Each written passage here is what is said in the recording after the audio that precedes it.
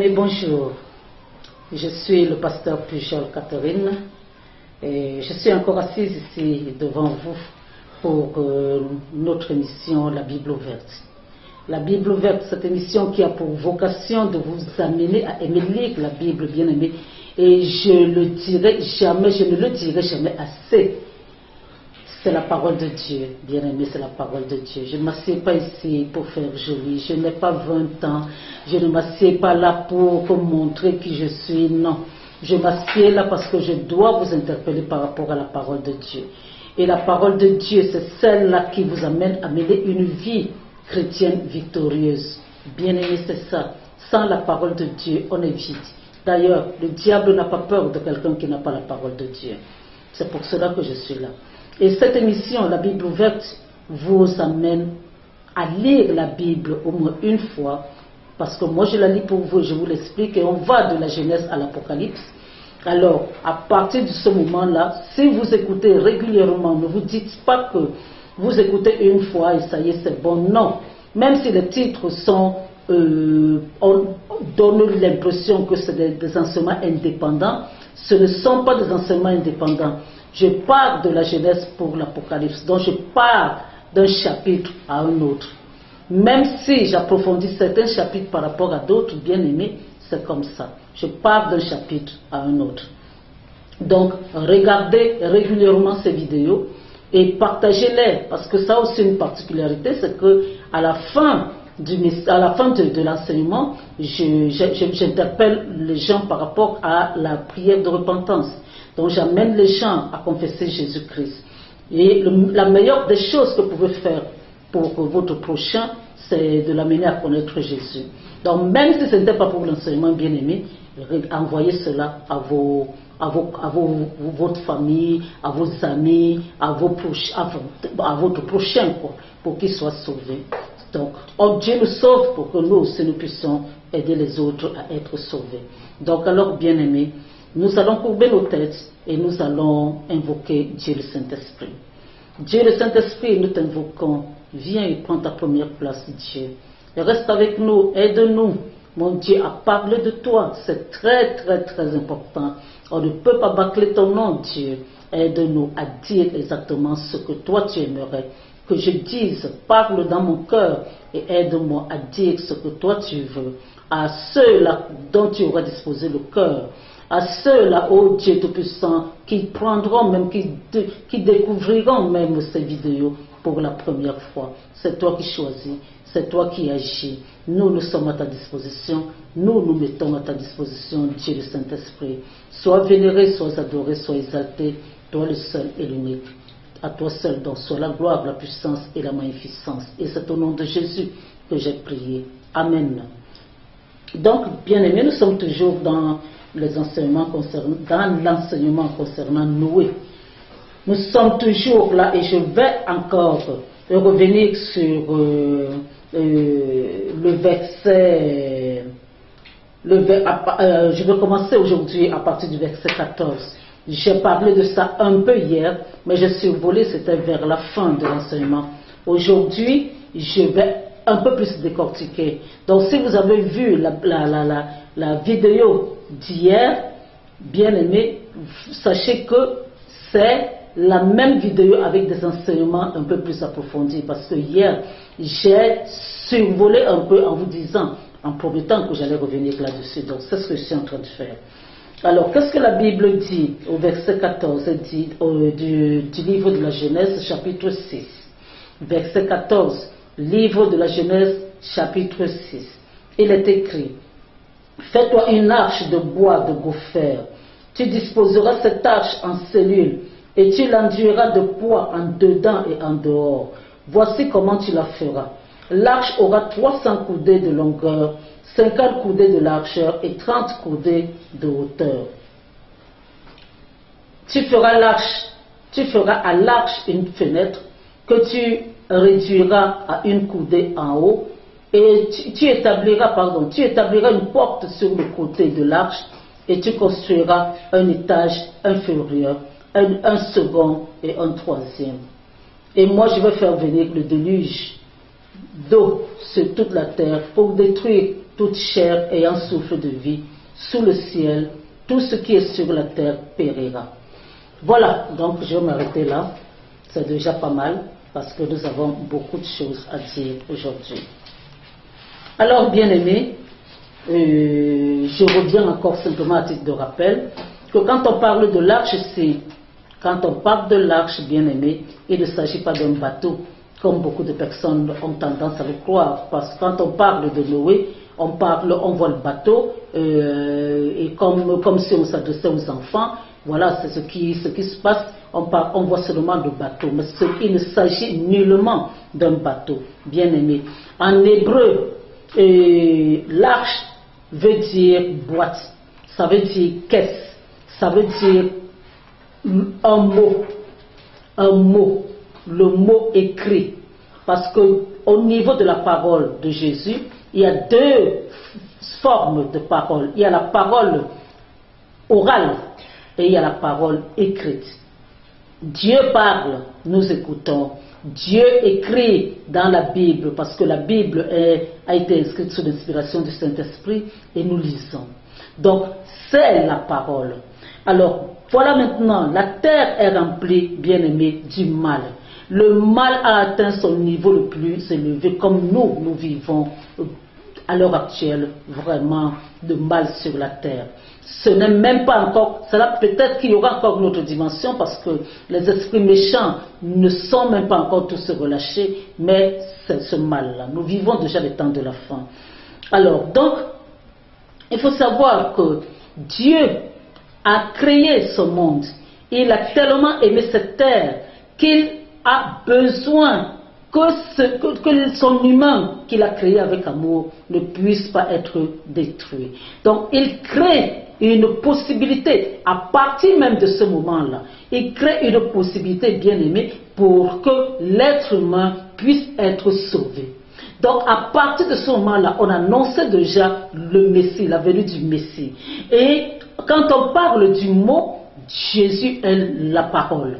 Il est la parole. Et c'est lui qui a tout créé. Il est la parole. Alors donc, ça voulait déjà nous envoyer au fait que c'est Jésus. En suivant Jésus, en acceptant Jésus comme Seigneur et Sauveur, c'est alors qu'on sera sauvé.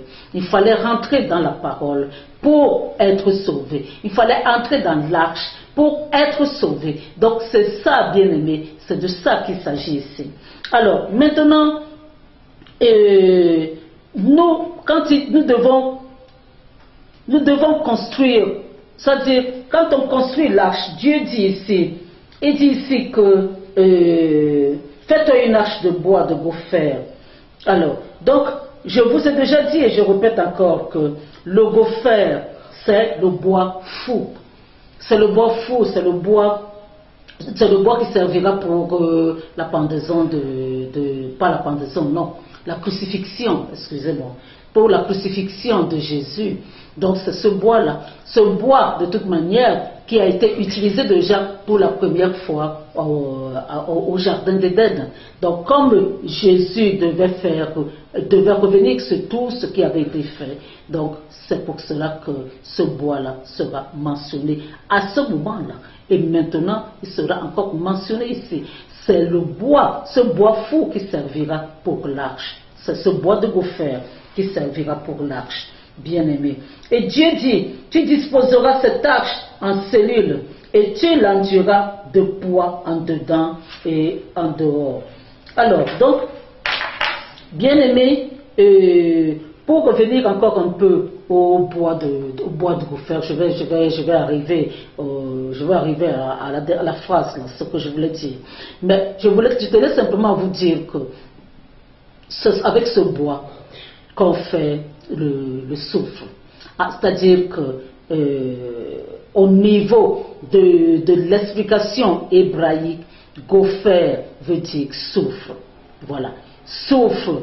Et c'est le même soufre que Dieu a utilisé pour Sodome et Gomorrhe.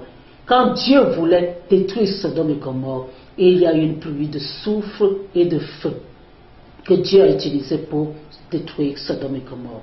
Donc alors, gopher tout seul n'est pas, c'est-à-dire ne peut pas donner de repos à quelqu'un, parce que c'est quelque chose qui est assez rude, qui peut s'enflammer, et ce n'est pas bon. Donc alors, ça veut dire quoi? Ça veut dire que la parole de Dieu dans laquelle on se réfugie doit toujours être empreinte de grâce. Bien-aimé, si elle n'est pas empreinte de grâce, elle sera destructive.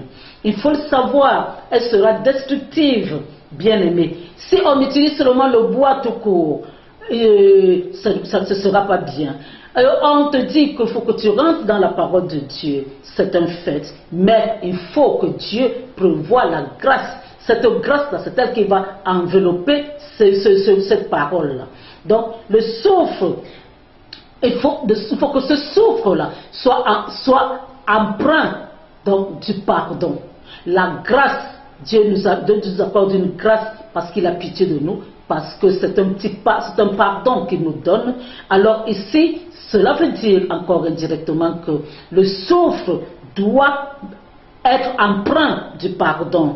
Alors, nous devons enduire, c'est pas nous, mais Noé devait enduire le bois de bois en dedans et en dehors. Ça veut dire quoi?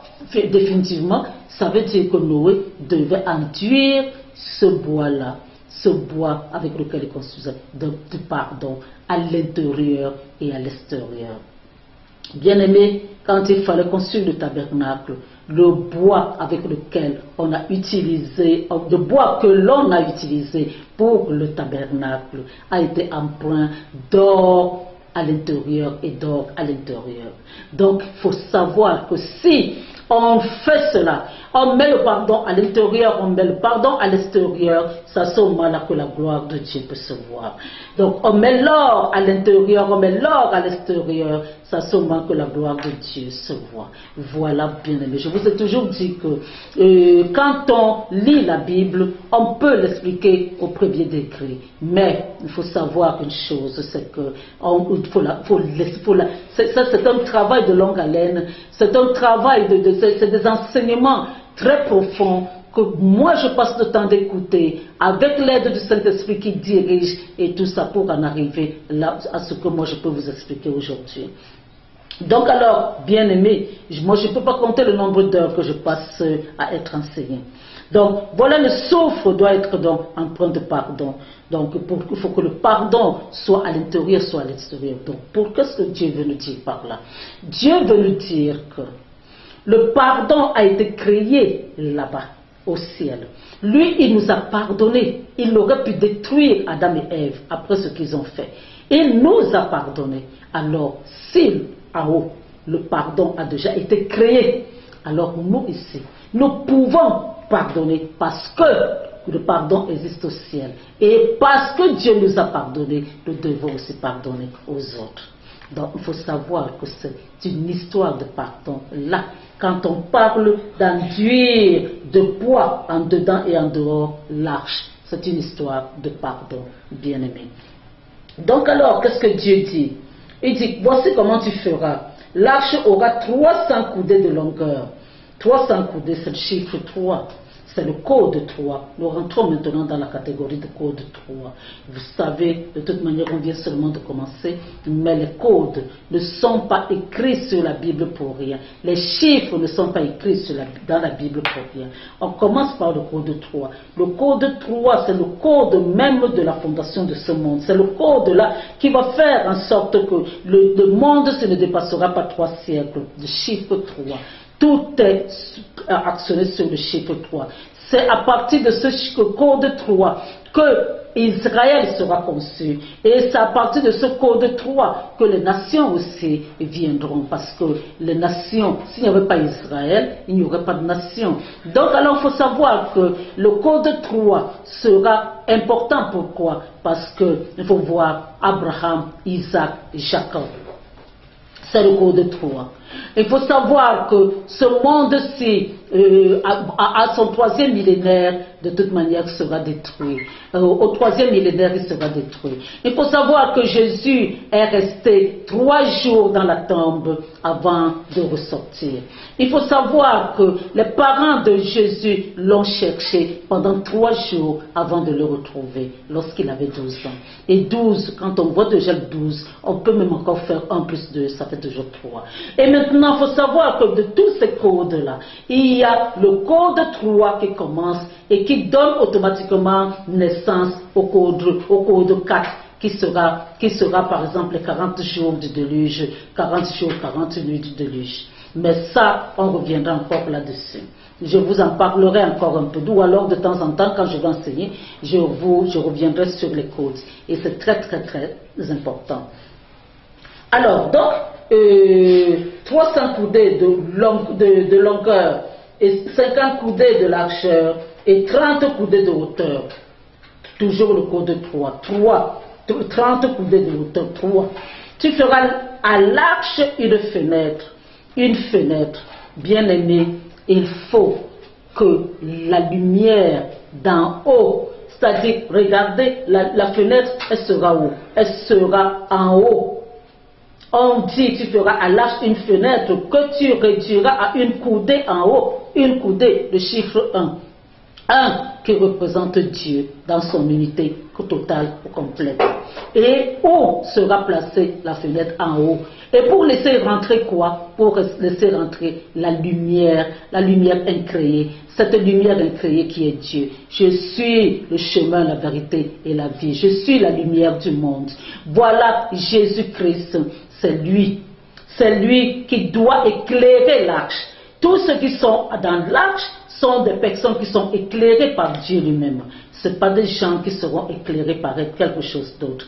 Et il faut savoir, bien aimé, que nous-mêmes, avant de commencer nos ministères ici, ou avant d'espérer réussir quelque chose ici, sur cette terre, il faut savoir, bien aimé, qu'il faut d'abord qu'on puisse le réussir en haut. Il faut qu'on puisse réussir cela en haut. Et si ce n'est pas réussi en haut, on ne peut pas réussir en bas. Qu'est-ce que je suis en train de vouloir dire? Je suis en train de vouloir dire que si vous ne mettez pas les genoux par terre et que vous combattez par rapport à ce que vous voulez faire, bien aimé, vous allez échouer. Présentez ça longtemps à l'avance devant Dieu. Priez, jeûnez, faites tout ce que vous voulez, mais parlez de ça